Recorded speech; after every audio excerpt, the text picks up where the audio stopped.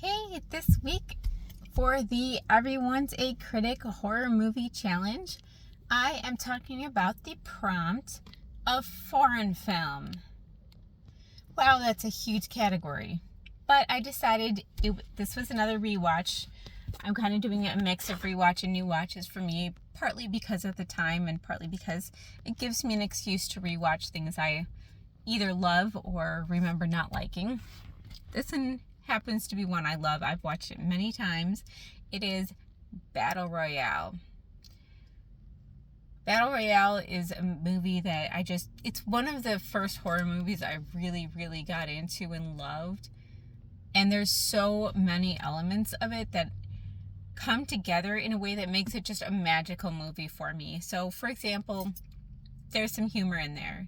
It's a really dark topic, kids killing other kids. And that's something I never quite understood, why the government had decided that kids should fight and kill each other. Was it for entertainment or to teach a lesson? I don't really understand why. That is something, I read the book, but I can't remember. It was a really long time ago. I don't know if they explained it any better than they did in the movie, which to me was not very well explained. But they have kids killing kids, which is a really dark, grim Hunger Games type theme. But then they managed to sneak in a lot of humor, a lot of funny, kind of humorous moments you see flashbacks of the kids kind of joking around with each other. There's the items that each kid gets, and some of them are quite comically bad as weapons of either defense or offense, like a pot lid. You can't really do much with it. So there's some kids that get guns and some kids that get pot lids. So some of the stuff is just pretty well useless. That adds an element of comedy to it, and just some of the interactions, there's a lot of like lighthearted moments in it that I really enjoy, mixed in with some really sad moments. Through flashbacks, they show you the strong connections that a lot of these kids have with each other and the friendships that they've formed.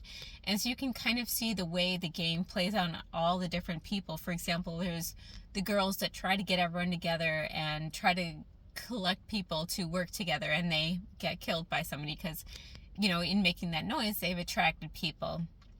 You have the transplant students who are there to kill, and, especially the one, he just wants to do it for fun. It almost seems like, I don't know if there's a cash prize or what, but he seems to be enjoying it and really good at it. He starts out with a terrible weapon, and he ends up being well armed just because he's very ruthless in a way that a lot of the other kids aren't. You have the couple that commit suicide together.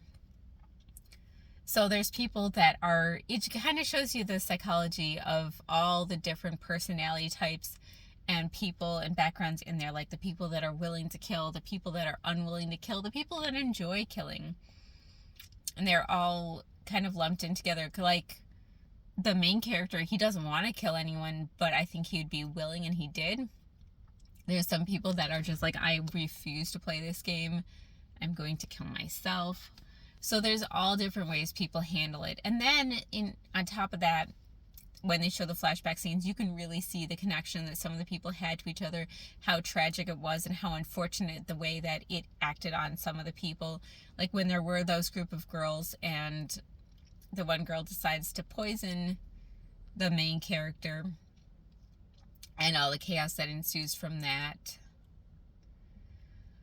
So that's a really good element. The other thing that really stood out and always stood out to me is the main teacher. He is the villain in this. He's the bad guy, but there's something about him that makes you really sad for him. The more you watch it, the more it's like you could almost see how he had a chance to not be a terrible person. He has a weird, creepy thing with the one girl student.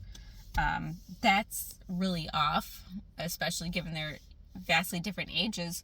But he strikes me as really lonely and sad, and instead of using that to help other people not feel that way, he decides he wants to further the misery and play into those games. But there are moments where you feel a little bit of connection to him and a little bit of sadness for him, like the tragedy, like his wife clearly hates him and doesn't want him around, which he's not a great person, so, you know, that's understandable. But at the same time, there's moments that just really draw you in. And so this, to me, is so much more than a bloody horror movie, which it is. I love the blood. I love the gore.